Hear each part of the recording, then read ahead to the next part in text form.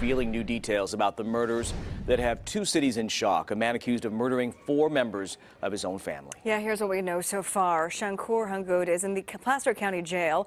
Police say he drove several hours north to Mount Shasta, where he confessed at the local police department yesterday. He had a body in his car. Police say 2 of the victims are adults, 2 of them are kids.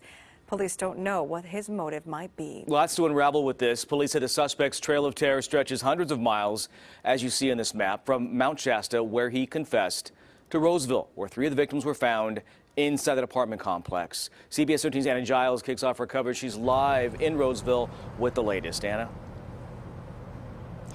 Yeah, this has been hard for people here in Roseville to make sense of, that this quiet apartment complex could become a crime scene. Police are giving very few details about those 4 victims, how they were killed, when they were killed, and they need the community's help putting a timeline together. It's unthinkable.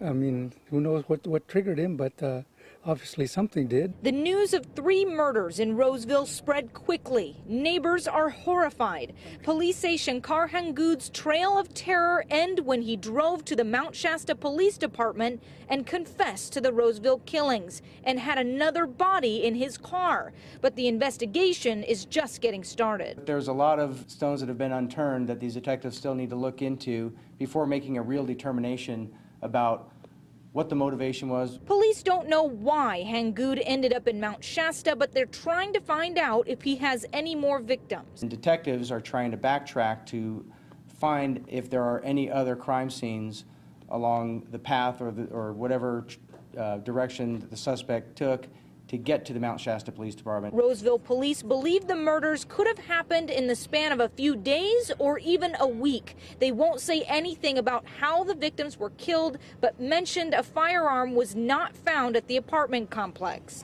I think a lot of this information is going to be pending the results of the autopsies from the coroner's office. Meantime, people living right next to this complex are still trying to process what happened. It's scary. You know, there's 3 dead people 5 houses down from me, and I just got the chills, and it's not even that cold outside.